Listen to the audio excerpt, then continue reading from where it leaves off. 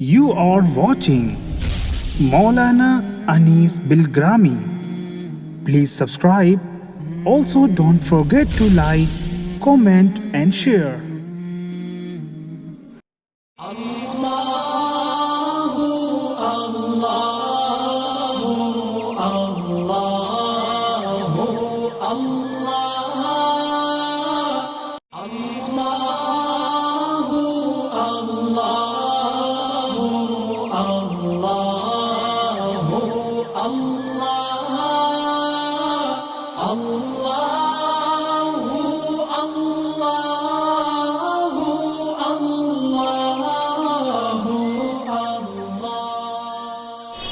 السلام علیکم ورحمۃ اللہ وبرکاتہ۔ بسم اللہ الرحمن الرحیم۔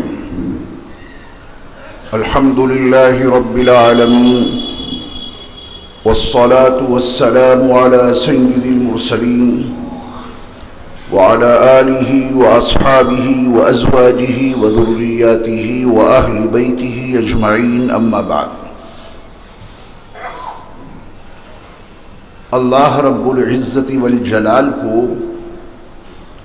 اس دنیا میں کوئی آنکھ دیکھ نہیں سکتی۔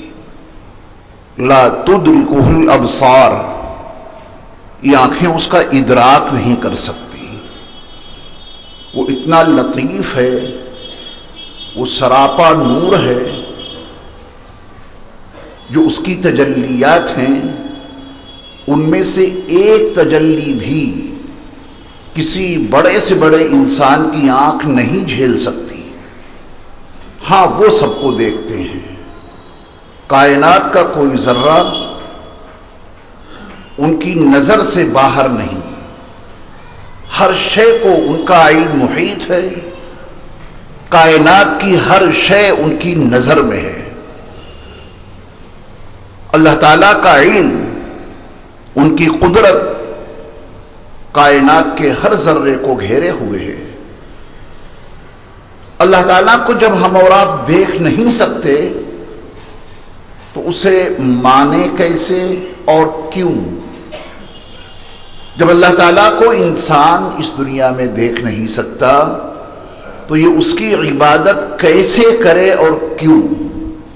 اس کے لیے قرآن مجید نے دلائل اور شواہد کا انبار لگا دیا ہے، اور انسانوں کو اس بات کی دعوت دی ہے کہ اگر تمہیں تمہارا معبود نظر نہیں آتا اور آ بھی نہیں سکتا، اس میں اس کی شان کی کمی نہیں ہے، یہ تمہاری کمزوری ہے کہ دنیا میں ان آنکھوں سے تم اس کا ادراک نہیں کر سکتے۔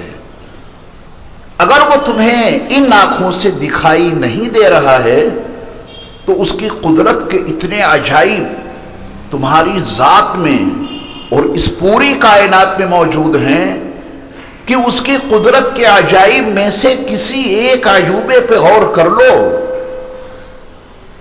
تمہارے معبود کی ذات تمہاری سمجھ میں آ جائے گی، تمہارے معبود کی صفات تمہاری سمجھ میں آ جائیں گی، لیکن غور کرنا ضروری ہے۔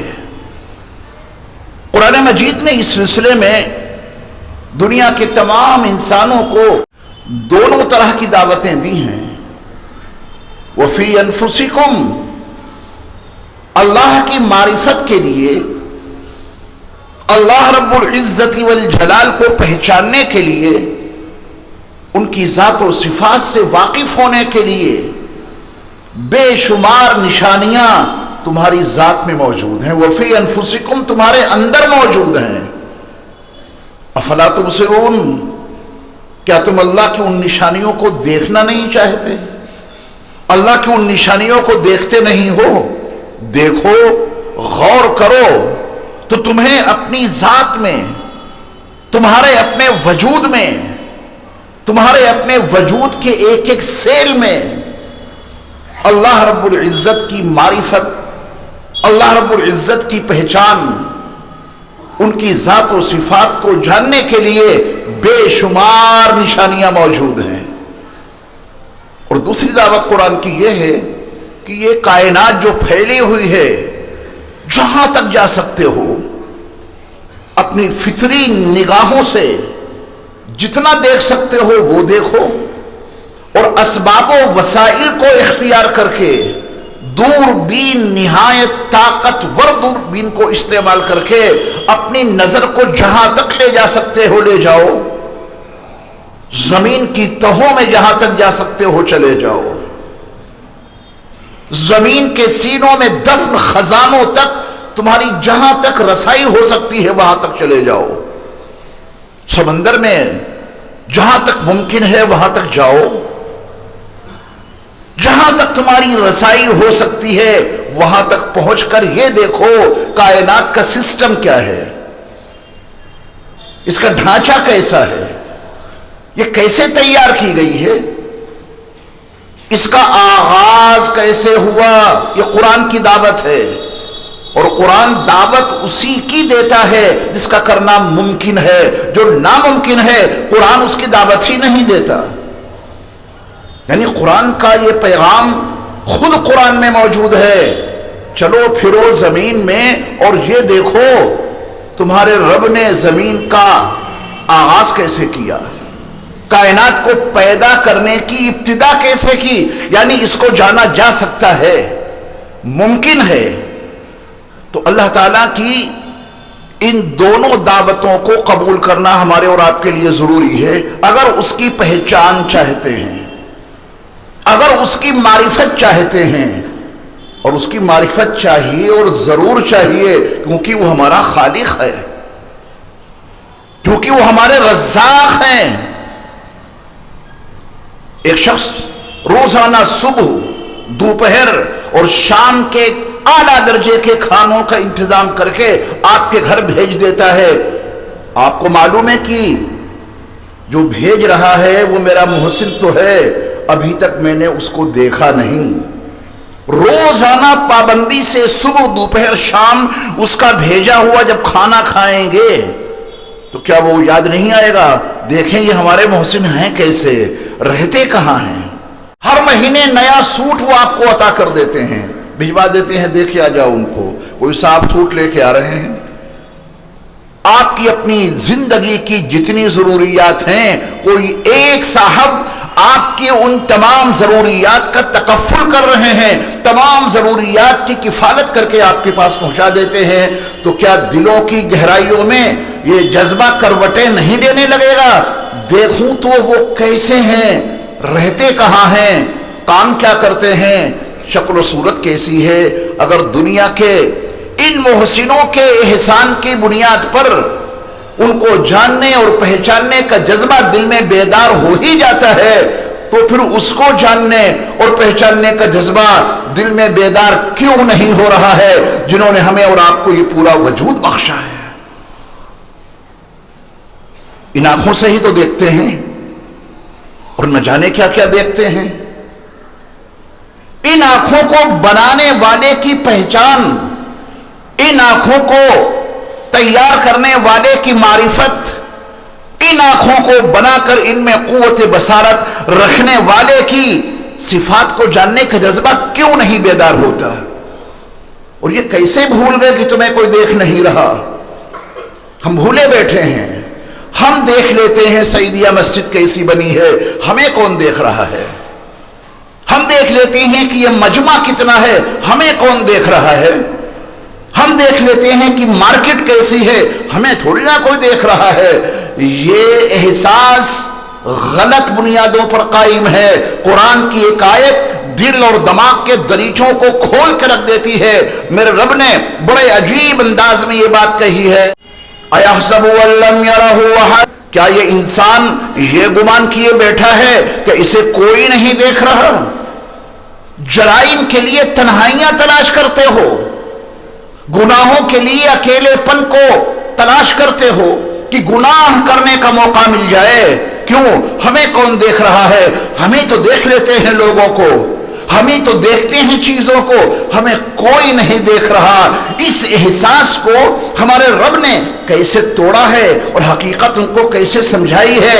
اَيَحْسَبُ أَن لَّمْ يَرَهُ أَحَدٌ، کیا یہ انسان گمان کیے بیٹھا ہے کہ اسے کوئی نہیں دیکھ رہا؟ جب آپ سنیے فطری نقطۂ نظر سے میرے رب نے اس کا جواب دیا ہے الم نجعل لہ عینین، اللہ نے یہ نہیں کہا کہ میں دیکھ رہا ہوں، اللہ نے اس کے جواب میں یہ بات نہیں کہی کہ ہاں تم یہ گمان کیے بیٹھے ہو کہ تمہیں کوئی نہیں دیکھ رہا، میں تمہیں دیکھ رہا ہوں، یہ اسلوب بیانی اس آیت میں نہیں ہے۔ اللہ نے فطرت سے سمجھایا ہے، پارٹ ان سے سمجھایا ہے۔ اَيَحْسَبُ أَن لَّمْ يَرَهُ أَحَدٌ، کیا یہ انسان یہ گمان کیے بیٹھا ہے کہ اسے کوئی نہیں دیکھ رہا؟ أَلَمْ نَجْعَل لَّهُ عَيْنَيْنِ، کیا ہم نے اس کے لیے دو آنکھیں نہیں بنائی جن سے یہ خود دیکھتا ہے؟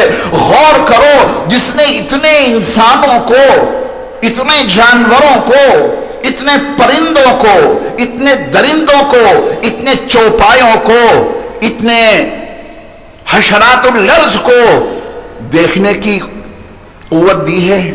ساری مخلوق میں جن کے پاس یہ صلاحیت ہے اللہ کی عطا کی ہوئی ہے، اللہ نے انسان کو مخاطب کیا الم نجعل لہ عینین، کیا ہم نے انسان کو دیکھنے کے لیے دو آنکھیں نہیں دیں؟ کیا ہم نے انسان کے لیے دو آنکھیں نہیں بنائیں؟ غور کرو، جس اللہ نے تم کو دیکھنے کی یہ قوت دی ہے، اس اللہ کے پاس دیکھنے کی طاقت کتنی ہوگی؟ اللہ نے اس عنوان سے ہمیں اور آپ کو سمجھایا۔ اللہ کی دعوت ہے کہ اپنے وجود پر غور کر لو، اور جب کبھی تم اپنے وجود پہ غور کرو گے تو تمہیں اپنے وجود میں اللہ کی معرفت، ان کی پہچان کی اتنی نشانیاں مل جائیں گی کہ ان کے انکار کی کوئی گنجائش باقی نہیں بچتی۔ وہ کائنات پر بھی غور کر لو جہاں تک نظر جا سکتی ہے، وہ چیز آپ کے قریب کی ہو یا بہت دور کی ہو، جہاں تک تمہاری نظر جا سکتی ہے وہاں تک دیکھو، جو کچھ کر سکتے ہو سب کر لو، کائنات کے کسی ذرے کو دیکھو، تمہیں اس میں اللہ کے وجود کے دلائل نظر آئیں گے۔ گلاب، اس کا تو کوئی بیج بھی نہیں آپ کے ہاتھ میں، اس کی ایک شاخ ہے چھوٹی سی، آپ نے اس کو زمین میں گاڑ دیا، بس شاخ کو زمین میں آپ نے گاڑا ہے، وہ شاخ کے اندر جڑیں کیسے نکلنی شروع ہو گئیں، وہ پتلی سی شاخ مزید ہری بھری ہو کر موٹی اور بڑی ہونے کیسے لگی، اس شاخ میں مزید شاخیں کیسے نکل پڑیں، ان شاخوں میں کانٹے، وہ بھی بڑے سلیقے سے، سیدھا نہیں ٹیڑھا سا کانٹا ہے، اس کانٹے کے حسن اور جمال کو تو دیکھو، یہ اپنے آپ کانٹے کیسے نکلنے لگے ان شاخوں سے، اور اگر ان شاخوں میں کانٹے ہی بھرے ہیں تو اس میں ایک چھوٹی سی کلی کیسے نمودار ہو گئی، اور پھر وہ کلی کھل کر گلاب کا عالی شان بے مثال نمونہ بن کر کیسے کھل گئی، اسی پہ غور کر لو۔ اس کی نرم و نازک یہ پنکھڑیاں اپنے آپ تو بن نہیں گئیں، بنی تو بنائی کس نے، اور ان کی لال لال سرخ پنکھڑیوں میں یہ خوشبو کس نے بھر دی، اپنے آپ تو خوشبو آئی نہیں۔ جہاں یہ گلاب کے پھول تیار ہو رہے ہیں، جو پورے ماحول کو معطر کیے ہوئے ہیں، اس کی جڑ میں تو آپ نے غلیظ مادہ، گندا مادہ ڈالا ہے، کھاد ڈالی ہے، بدبودار کھاد آپ نے ڈالی، پھر کس نے اس میں اس پھول کو کھلا کر خوشبو بھر دی؟ آپ کسی ایک چیز پہ غور کریں، اپنے رب کی معرفت ضرور حاصل ہوگی۔ یہ ہماری اور آپ کی کمزوری بھی ہے، اور یقین جاری یہ بہت بڑی غلطی بھی ہے کہ قرآن مجید کے ان دونوں دعوتوں کو ہم نے ٹھکرا رکھا ہے۔ چیزوں پہ غور کرنے کے لیے وقت ہے آپ کے پاس، ایسا نہیں کہ آپ کسی چیز پہ غور ہی نہ کرتے ہوں۔ موبائل ہے آپ کے پاس، اس پہ کتنا غور کرتے ہیں، اس کے کتنے آپشن ہیں جن کو آپ جاننے کی کوشش کرتے ہیں، اور جب کبھی کوئی نیا موبائل نئے آپشن کے ساتھ میں آتا ہے تو آپ کوشش کرتے ہیں کہ اس کو خریدیں، اس کے آپشن کو جانیں، اور ہر آپشن کو استعمال کر کے آپ اس کے بنانے والے کی تعریف میں مگن ہو جاتے ہیں۔ ایسا نہیں کہ آپ اچھا سا مکان بنا لیں اور مکان بنانے والے کی تعریف نہ کریں۔ یہ سعیدیہ مسجد اتنی حسین و جمیل بنی ہے، آپ اسے دیکھ رہے ہیں تو کیا دیکھنے والے اس کو دیکھ کر اس کے بنانے والوں کی تعریف نہیں کرتے، مستری بہت اچھا ہے۔ اور امام صاحب یہ بتائیے کہ یہ اتنی اچھی چھت آپ نے کس سے بنوائی؟ کل کی بات بتاؤں، دو نوجوان موٹر سائیکل سے جا رہے تھے، پیچھے بیٹھے ہوئے شخص نے کہا یہ سعیدیہ مسجد کتنی اچھی بنی ہوئی ہے۔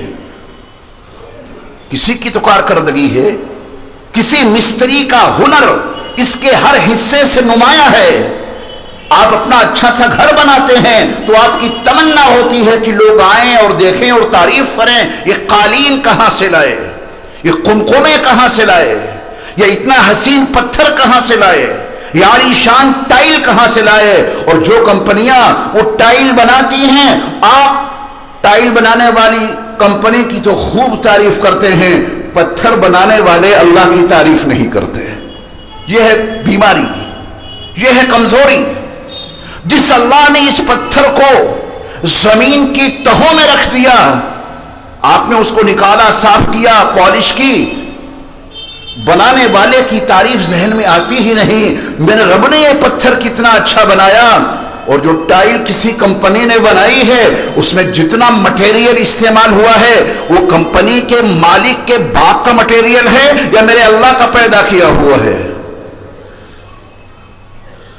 جس ڈائی سے، جس سانچے سے اس ٹائل کو بنایا گیا ہے، اس سانچے کا جتنا مٹیریل ہے وہ مٹیریل اس کمپنی کے باپ نے بنایا ہے یا میرے اللہ نے بنایا ہے؟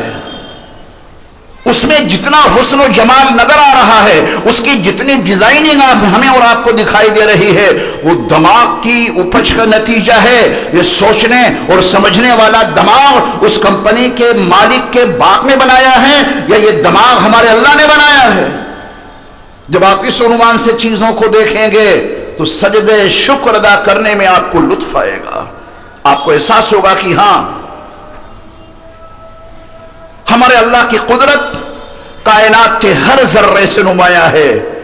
ہمارے اللہ کی معرفت ہماری اپنی ذات کے ہر سیل میں پوشیدہ ہے۔ یہ ہمارا اور آپ کا وجود کروڑوں سیلز پر مشتمل ہے۔ یہ پہلا سیل جو مفرد، اکیلا، واحد تھا، ون پیس، صرف ون پیس، وہ سیل 1 سے 2 کیسے بن گئے، 2 سے 4 کیسے بن گئے؟ ایک سیل پہنچا تھا ماں کے رحم میں، اب وہ 1 سے 2 اور 2 سے 4 اور 4 سے 8 کیسے بن گئے؟ اور اس ایک چھوٹے سے سیل میں ہمارے اللہ کی قدرتیں کتنی پوشیدہ ہیں۔ اگر آپ اس کو آج کی جدید میڈیکل سائنس کے حوالے سے جاننا چاہیں، بلکہ میں اس کے لیے ایک درس رکھوں گا آپ کے لیے، سیلز کے حوالے سے میرا جی چاہتا ہے کہ اللہ کی قدرت میں آپ کو سمجھاؤں۔ ایک سیل میں ان کی قدرت کے کتنے عجائب موجود ہیں، پھر وہ ایک سیل خود بخود ٹوٹ کر 2 کیسے بن جاتے ہیں؟ وہ سیل جن سے مرد اور عورت، لڑکا اور لڑکی کی تخلیق میں کچھ پارٹس بدل جاتے ہیں۔ ناک لڑکا اور لڑکی کی ایک طرح، آنکھیں لڑکا اور لڑکی کی ایک طرح، کان لڑکے اور لڑکی کی ایک طرح، کچھ پارٹس ہیں ان میں تبدیلی ہو جاتی ہے، جس کی بنیاد پہ آپ کہتے ہیں کہ یہ لڑکی ہے اور یہ لڑکا ہے۔ لڑکے کے اس مقام پر بالوں کا بیج کس نے رکھ دیا اور کیسے آیا، اور لڑکی کے اس حصے میں بالوں کا بیج کیوں نہیں ہے؟ بظاہر تو دونوں بغیر داڑھی کے پیدا ہوتے ہیں، لڑکا بڑا ہوا تو بال نکل آئے اور لڑکی بڑھاپے تک پہنچ گئی، کوئی بال نمودار نہیں ہوا۔ یہ اعضاء کی تخلیق اپنے آپ ہو رہی ہے کیا؟ نہیں۔ یہ اعضاء کی تبدیلی اپنے آپ ہو رہی ہے کیا؟ نہیں۔ اس کے پیچھے خالق کائنات کی قدرتیں کار فرما ہیں۔